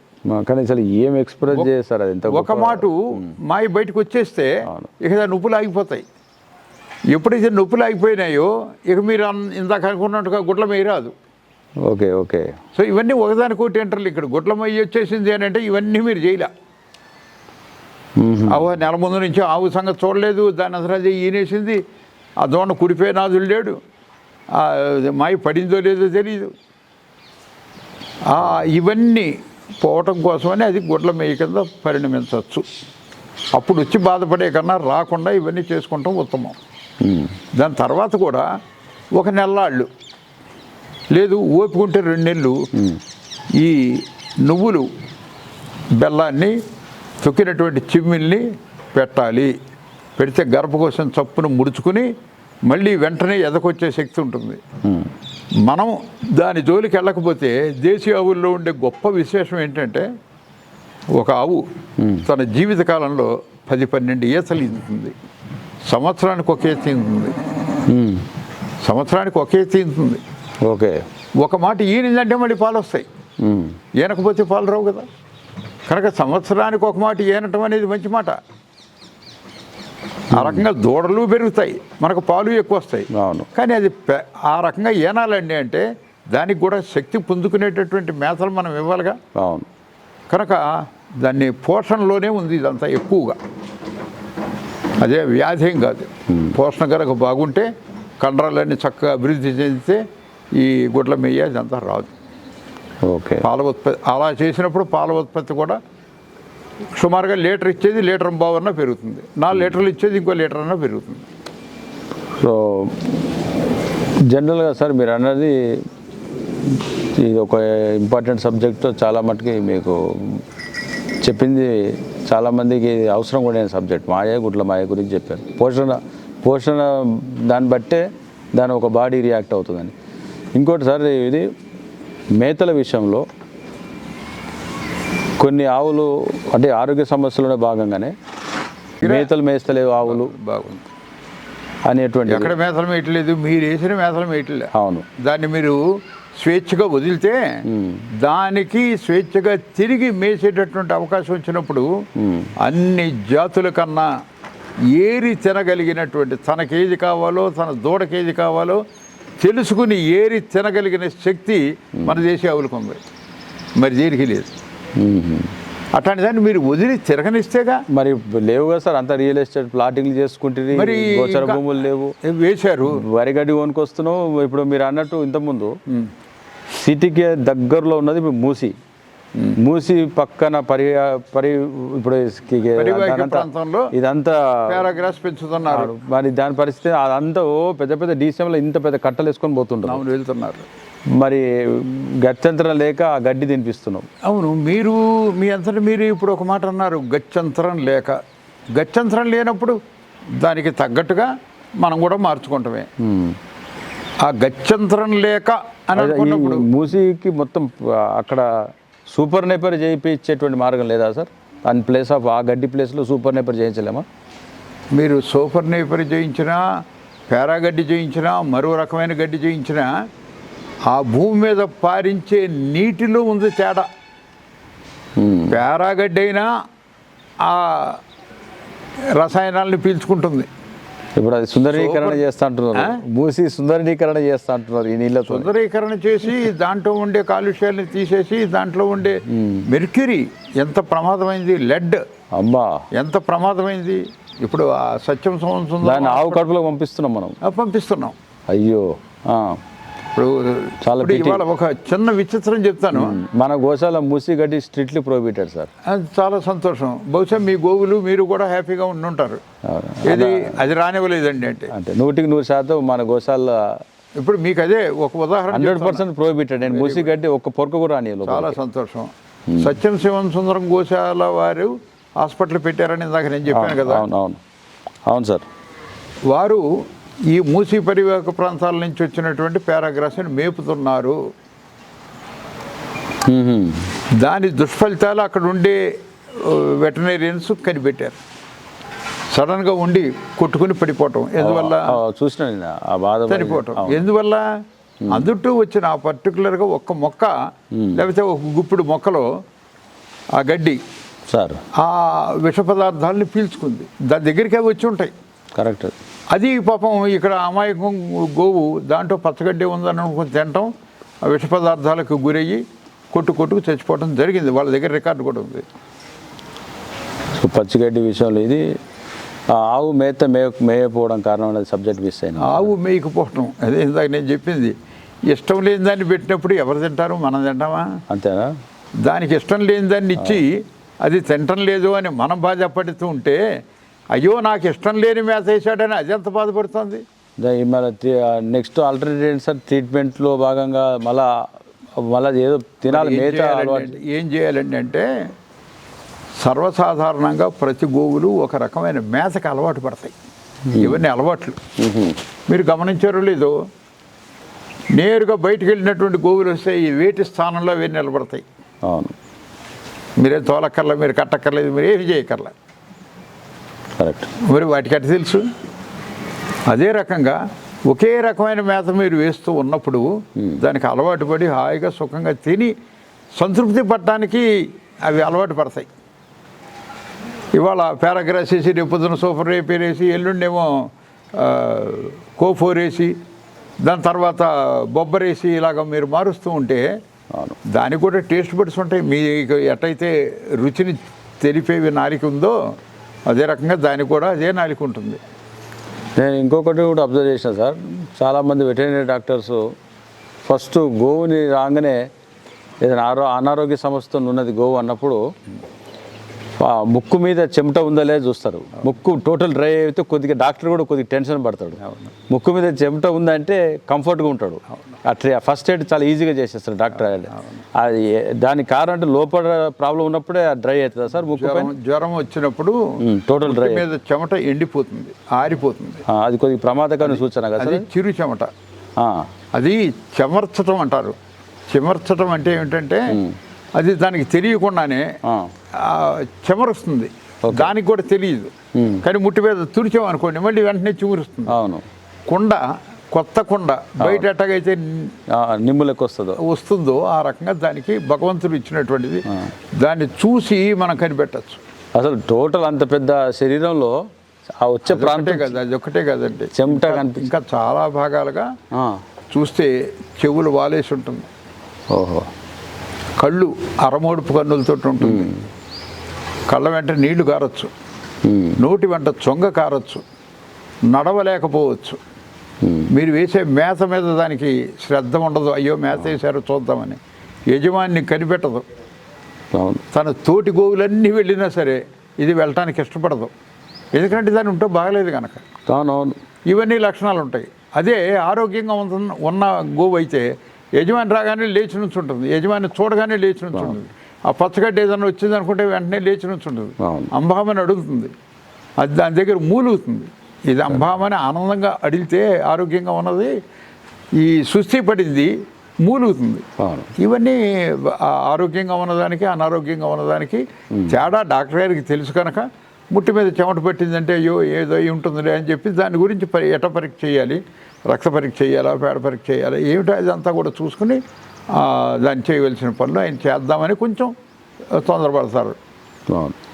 సహజంగా రెగ్యులర్గా వచ్చే ప్రధానమైనటు ఆరోగ్య సమస్యలు రిపీటెడ్గా వచ్చేటివి ఎక్కువ శాతం ఏవి ఉంటాయి సార్? మామూలుగా ఈ దేశవాళీ గోవులు, ఈ డైరీ మెయింటైన్ చేసే వాళ్ళకి, ఇట్లా మాలాగా గోశాల నిర్వహించలోకి అయితే ఇప్పుడు మాకు రెగ్యులర్ రిపీటెడ్ ఈ సమస్యలు. ఇవి కాక రిపీటెడ్గా వచ్చేటువంటి అనారోగ్య సమస్యలు విత్ హోమ్ రెడీ మెడిసిన్ ద్వారా క్యూర్ అయ్యేటువంటివి కొన్ని చిన్న చిన్న విషయాలు మీరు ఏమైనా తెలియజేస్తే బాగుంటుందని ఆలోచన.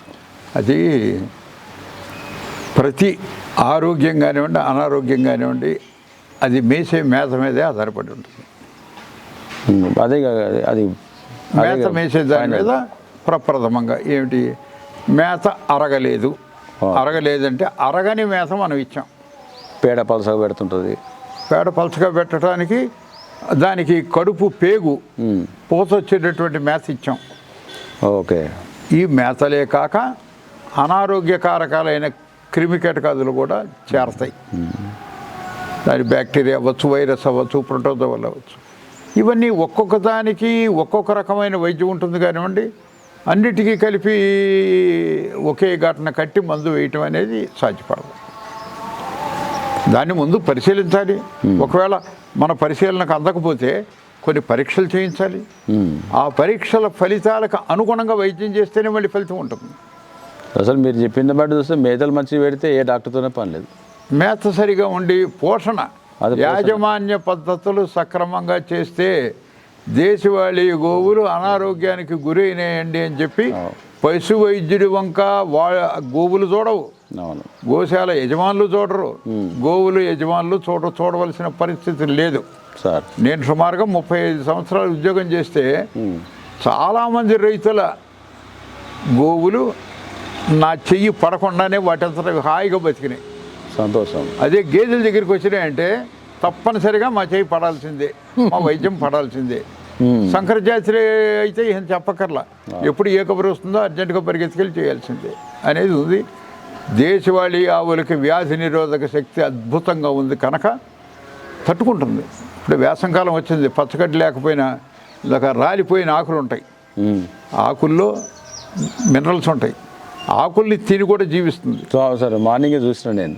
ఆకుల్ని తినటం ఏమిటి అని అనుకుంటాం, ఈ ఆకులు గనక నేను తినేస్తుంది ఆవు. రావాకులు, వేపాకులు ఇట్లాంటివి అయితే దానిలో ఉన్న ఈ బలవర్ధకమైనటువంటి పోషకాలని శరీరంలోకి తీసుకుని తొలకరి వానలకి చెప్పర, పూసల గడ్డి, గరిక ఇవన్నీ పుడతాయి. దాంట్లో వైటమిన్ ఏ ఎక్కువ ఉంటుంది. ఇప్పుడేమో ఎండాకుల ద్వారా మినరల్స్ దొరికినాయి, అది ఆ గడ్డి ద్వారా వైటమిన్ ఏ దొరికింది. వెంటనే గోవులు 20 రోజుల్లో ఎదకొచ్చేస్తాయి. అందువల్లే దేశవాళీ గోవులు అన్నీ కూడా మళ్ళీ సంక్రాంతికి ఎంతాయి. ఓహో, ఎందుకని ఈ వేసంకాలం తిన్నటువంటి రాలిపోయిన ఆకుల బలం. అవునవును, కరెక్టే. ఈ తొలకరి సంక్రాంతి టైంలో ఒక 30 ఆవులు ఇన్నాయి, ఇంకా ఎక్కువ ఎంతాయి. మీరు స్వేచ్ఛగా వదిలేటట్టుంటే ఆవులు అన్నీ ఎంతాయి. చాలా బాగుంది సార్, అద్భుతంగా చాలా విషయాలు. డైరీ ఫామ్లో కంటిన్యూగా మనకి ఎక్కువ రోజులు పాల ఈల్డ్ రావాలంటే మీరు కొన్ని యాజమాన్య పద్ధతులు చెప్పారు కదా ఇంటి దగ్గర ఉన్నప్పుడు. పాల ఉత్పత్తులు పెంచడం, అది డైరీ 10 నెలలు కంటిన్యూగా పాలు రావాలి. ఉదాహరణకి మనం గోశాలలు గోశాలలు మనం ఏమిటి, ఎందుకు మనం ప్రారంభించాం, అక్కడితోటి ఆగిపోవాలా అనుకునేది ఒక అందరు గోశాల వారందరూ ఆలోచించవలసిన ముఖ్యమైన విషయం. ఎందుకండి అని అంటే అది కబేళాకి వెళ్లకుండా రక్షించాం, నా బాధ్యత, పెద్ద బాధ్యత తీరిపోయింది అన్నవాళ్ళే ఎక్కువ మంది. సరే, ఇక నా దగ్గర ఎదుర్కొన్నా ఉన్నాయి కనుక ఏదో నాకు తోచినంత వరకు, నాకు ఉన్నంత వరకు దానికి మేత వేస్తున్నాను, అది రెండో బాధ్యత. దానివల్ల మనం గోవుల్ని రక్షించే ఉపయోగం ఏముంటుంది? దానికి సక్రమంగా చేయాలండి అని అంటే గోవుల్ని రక్షించారు, వదలద్దు, చక్కగా మేపండి. ఏ నిరాదరణకు గురయ్యి రైతు దగ్గర దాని ఉత్పత్తులు సరిగా లేవనుకుని నిరాశ నిస్పృహలతో అమ్మేశాడో రైతు, అటువంటి ఆవుల్ని మనం తీసుకొచ్చి శ్రద్ధగా కొంచెం మేపితే అవి ఉత్పత్తులు పెరుగుతాయి.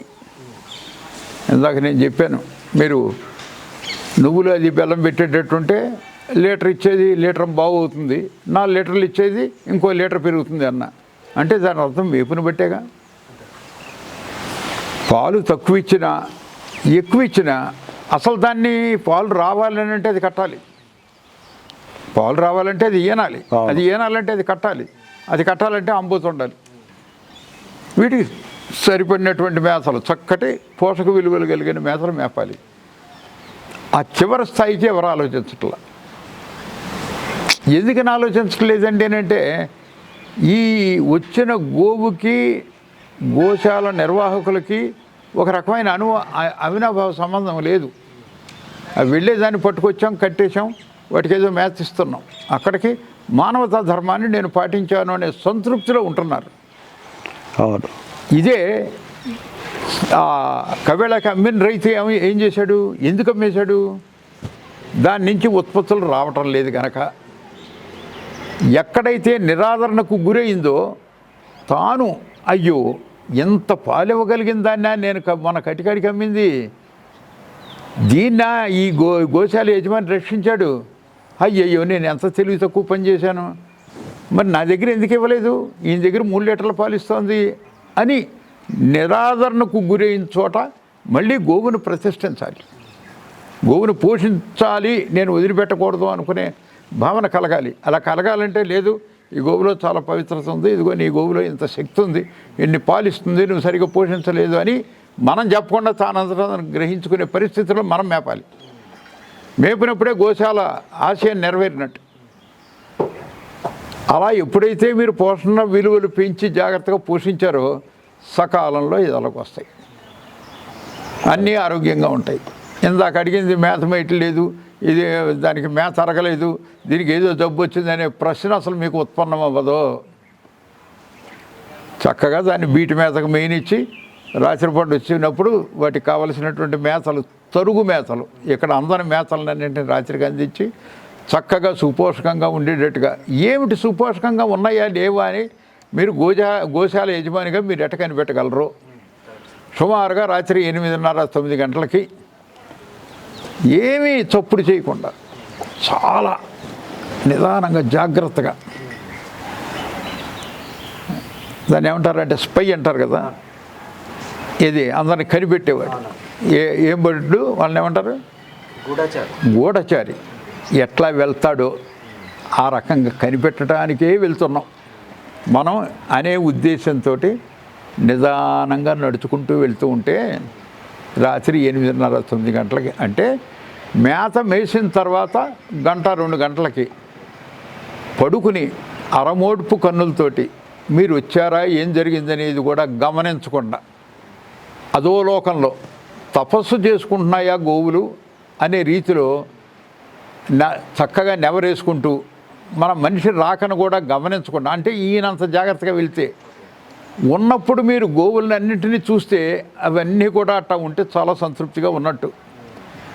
లేచి నుంచి నువ్వు వచ్చావా, ఏమన్నా నాకు మేసేస్తావా, మా పొద్దు నుంచి నాకు కడుపు కాలిపోతుంది అనేటట్టుగా యావతోటి అర్ధాకలతోటి ఎట నా బతుకు ఎట తెల్లారుతుందా అనుకునే ఆదోదాతో గోవు చూస్తుంది అని అంటే మీ పోషణ సక్రమంగా లేనట్టు. ఎవరికి వాళ్ళే పరీక్షించుకోవాలి. మీ గోశాలకు వచ్చి ఇంకొకరు పరీక్ష చేయవలసిన పని ఉంది. మీ అంతటా మీకే టెస్ట్ చేసుకోండి. ఆ గోవులే చెప్తాయి, నోటితోటి చెప్పవు, వాటి ప్రవర్తన వల్ల చెప్తాయి. అలా చేసినప్పుడు చక్కగా సమయానికి ఎదకొస్తాయి. ఎదకొచ్చినప్పుడు ఆంబోతుని ఈలోపే మీరు మీ దగ్గర ఉన్నటువంటి జాతులు ఎట్లాంటివి, ఈ జాతిని నేను అభివృద్ధి చేయాలనుకునే కాంక్షలతోటి మంచి ఆబోతుని వదలండి. ఉన్న సంఖ్యను బట్టి సుమారుగా ఒక 100 లోపు ఒక ఆంబోతుని పెట్టుకోండి. 100కి కనీసం పెట్టుకోండి.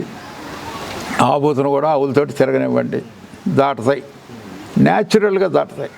మనం ఏం కనిపెట్టకర్లా, ఎదలో ఉందా లేదా, ముందేదా, మధ్యదా, ఏం కనిపెట్టక చక్కగా న్యాచురల్గా అది ఎంతయి ఈయన తర్వాత పాలు వస్తాయి. ఇది అంతకుముందు పోషణలో ఇచ్చేదానికన్నా 4 రెట్లు పాలు ఎక్కువస్తుంది. అంతకుముందు మా దూడకు కూడా చాలలేదు, అందుకే నేను కబేళకు అమ్మేశానని చెప్పే రైతు ఆశ్చర్యంగా ఉంది. నా దూడకు కూడా నేను బయట నుంచి కొనుక్కొచ్చి పాలు పట్టించాను, ఈ భారం నేను ఎక్కడ పడతానని అమ్మేశాను, ఏమిటి మీ దగ్గర ఏమిటి 2 లీటర్ల పాలు ఇస్తోంది, మీరేం అబద్ధం చెప్పట్లేదు, నా కంటితో నేను చూసుకున్నాను అని వాడి కనువిప్పు కలిగేటట్టుగా మేపగలిగితేనే గోశాల. అలా ఎప్పుడైతే మీరు చేసి సంవత్సరానికి ఒక దూడను పుట్టించారో ఆవుకి, మీరు అంతకన్నా ఇంకా గొప్ప పుణ్యం పురుషార్థం ఇంకోటి ఏమి లేదు. అయితే ఇక్కడ ఎవరు చేయరు. కారణం ఏమిటి, ఇక్కడ మౌలిక సదుపాయాలన్నీ ప్రస్తుతం ఉన్న గోవుల వరకే పెట్టుకుంటారు. ఈ సంవత్సరం నేను కనుక ఆంబోతును వదిలి వీటన్నింటినీ బాగా మేపి అన్నిటికీ కనుక దోళ్ళు పుడితే డబల్ అయిపోయినాయి. ఆ డబల్ రెండో వాటికి నేను ఎక్కడ నేను మేపగలను, వీటికి మేపడానికి కష్టంగా ఉంది కనుక ఆంబోతును పెట్టబాక, కనుక మేపమాక. ఏం చేస్తున్నాం, అది నేరం, అది నేరం అండి. సహజ సిద్ధంగా దాన్ని తిరిగి దాని సంతానోత్పత్తిని అడ్డుకుంటానికి మీరు ప్రకృతికి విరుద్ధమైన పనులు చేయటం అది నేరం కదా. అదే జరుగుతుంది సార్. ప్రభుత్వ పరంగా నేరం కాకపోవచ్చు, భగవంతుడి దృష్టిలో అది నేరం కదా. వీటినన్నింటినీ కూడా ఇప్పుడు మనం ఒక ధర్మానికి పాటుపడి మనం గోశాల నిర్వహిస్తున్నాం, మరి అది కూడా ధర్మమేగా. దాన్ని సహజసిద్ధంగా ఎన్నివ్వాలి, దాని సంతృప్తిని దాన్ని కలగనివ్వాలి. దానికి ఒక దూడ పుట్టి ఎప్పుడైనా చూడండి ఆ తల్లి దూడ యొక్క ప్రేమ. ఇప్పుడు అక్కడ చూడండి పడిపోయిన ఆవు, అది కూడా దూడ కోసం ఎంత వెంపర్లాడుతుందో.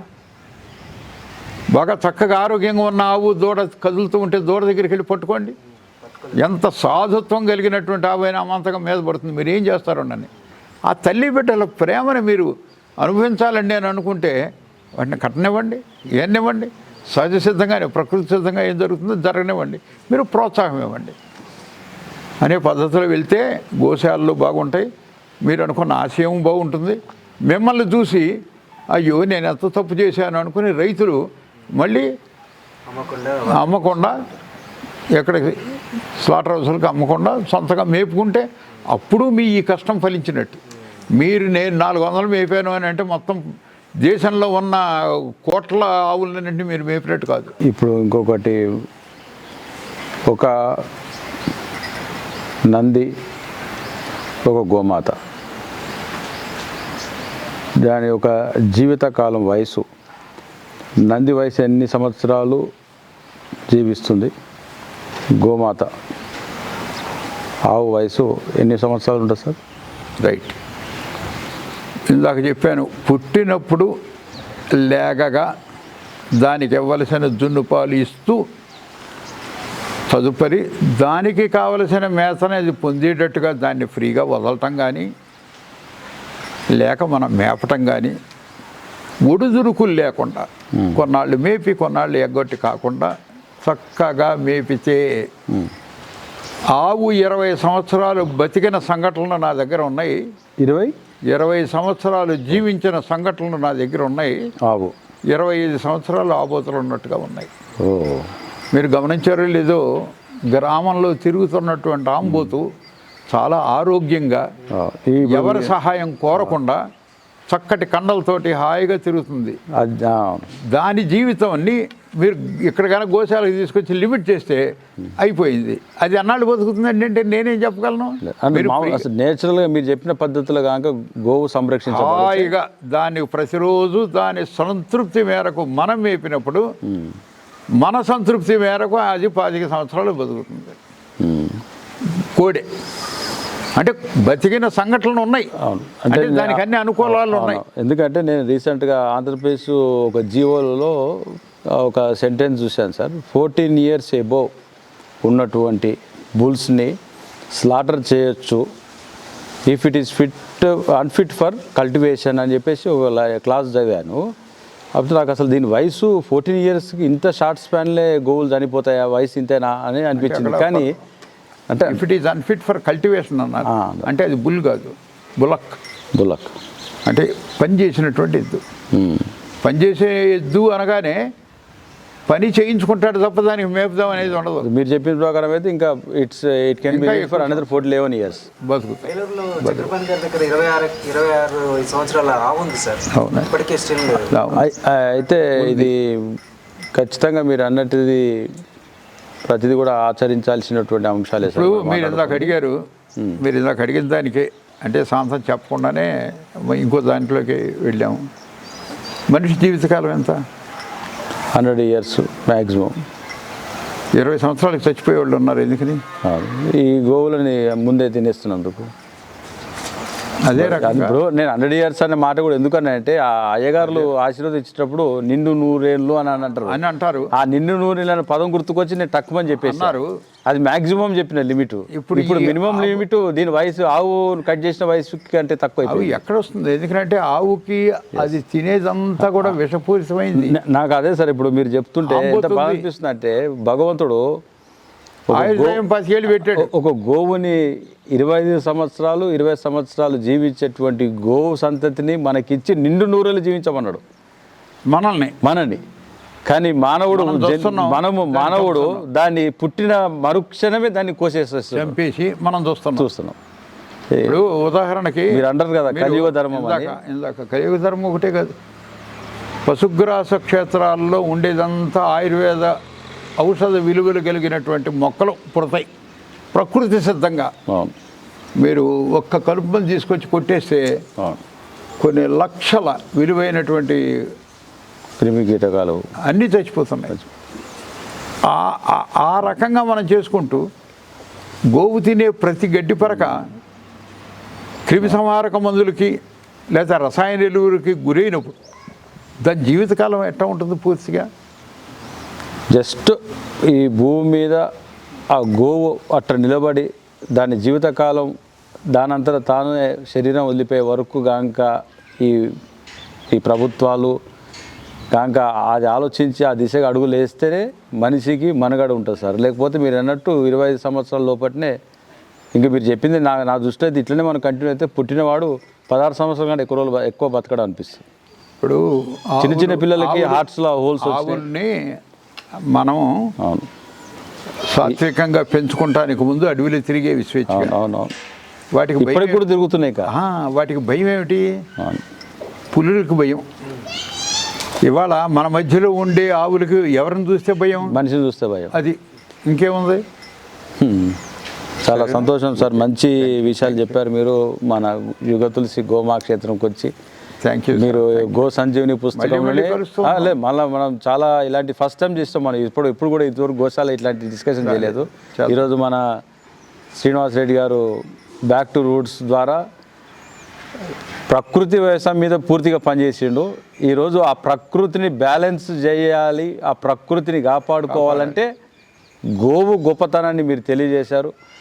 గోవుకు సంబంధించినటువంటి ఏ రకమైన వ్యాధులు వచ్చినా కూడా గో సంజీవిని పుస్తకం ఉంటే అన్ని విషయాలు దానికి తెలిస్తే మళ్ళీ ప్రత్యేకంగా కూడా కొన్ని ఇంపార్టెంట్ డిసీజెస్ ఏవైతే వస్తున్నాయో దాని గురించి మనం డిస్కస్ చేసుకున్నాం. గో సంజీవిని పుస్తకం ప్రతి చోట దొరుకుతుంది. పబ్లికేషన్స్ వాళ్ళు అడ్రస్ కూడా ఉంది సార్, దాంట్లో చాలామంది తీసుకున్నారు. చాలా ఆంధ్రప్రదేశ్లో మారుమూల గోశాల నడుపుతున్న వాళ్ళకి ఫోన్ చేసి ఈరోజు గోవనం ట్రస్ట్ వాళ్ళకి యువరాజు కూడా ఫోన్ చేస్తే సార్ నా పుస్తకం కొనుక్కున్నా సార్ అన్నాడు. అరే నాకు ఎంత హ్యాపీగా అనిపించింది అంటే సార్ వస్తున్నారు, ఏదైనా తెలియని విషయాలు ఉంటే నాకు కొన్ని అడిగితే నేను సార్ని అడుగుతాను చెప్పినప్పుడు ఇంత పెద్ద లిస్ట్ పంపించిండు ప్రశ్న. కానీ మీరు అన్ని ప్రశ్నలకి సమాధానం గో సంజీవంలో ఉన్నది. డే టు డే ప్రాబ్లమ్స్ అయితే మనం ఇప్పుడు మాట్లాడుకున్నాము. ఖచ్చితంగా ఇందులో ఒక ముఖ్యమైన విషయం ఈరోజు బ్యాక్ టు రూట్స్ మన ఎస్టీవీ శ్రీనివాస్ ఛానల్ ద్వారా అందరికి కూడా తెలియజేయాల్సింది ఒకటి ముఖ్యమైన విషయం ఏంటంటే త్వరలో ఉభయ తెలుగు రాష్ట్రాల్లో ఆంధ్రప్రదేశ్లో ఒక రోజు ఫుల్ డే ఈ గోవుల పైన, గో సంరక్షణ పైన, గోరక్షణ పైన ఒక ఫుల్ డే కార్యక్రమం ఆంధ్రప్రదేశ్లో నిర్వహిస్తాం. గోశాల నిర్వాహకులతోటి, గో పోషకులతోటి, గో ప్రేమికులతోటి అందరితోటి కలిపి పెట్టి తెలంగాణలో వాళ్ళు పడుతున్నటువంటి సాధక బాధకాలు, ఇటు ప్రజల నుంచి మద్దతు ఏమిటి, ప్రభుత్వం నుంచి మద్దతు ఏమిటి తెలుసుకుని ఇది 100% సార్. మళ్ళీ మనం దీన్ని ఒక డేట్ ఫిక్స్ చేసేద్దాము. ఆంధ్రప్రదేశ్లో ఒకటి ఫస్ట్ స్టార్ట్ చేద్దాము, తెలంగాణలో నెక్స్ట్ ఇంకోటి స్టార్ట్ చేద్దాం. ఎందుకంటే ఎక్కువ గో సంతతి ఆంధ్రప్రదేశ్ నుంచి తెలంగాణకు వస్తుంది స్లాటరింగ్కి. సో ఒక ఫస్ట్ వర్క్షాప్ అక్కడ కండక్ట్ చేద్దామని మీరు ఒకవేళ అంటే ఫస్ట్ అక్కడ చేద్దాం. ఎందుకు ఇంకొక మాట చెప్పాలంటే లేదా ఏపీ తెలంగాణలో ఉన్న గోశాలలో గో రక్షణ మరి ఆంధ్రప్రదేశ్లో లేవు. అది అయితే కరెక్ట్. అయితే మనం మీరు ఎట్లా చెప్తే అట్లా ఒకరోజు మనం డేట్ డిసైడ్ చేసుకోవాలి. కాకపోతే ఏంటంటే మనం ఆంధ్రలో ఆరంభ స్వరత్వం ఎక్కువ. ఇప్పుడు అనుకున్నాం కానీ దీని ఆచరణలో ఎప్పుడు పెడతాం? లేదు, యుగ తులసి ఏదైనా సబ్జెక్ట్ టేకప్ చేస్తే 100% అది కంప్లీట్ చేసే వరకు. ఇవాళ తారీఖు ఎంత అండి?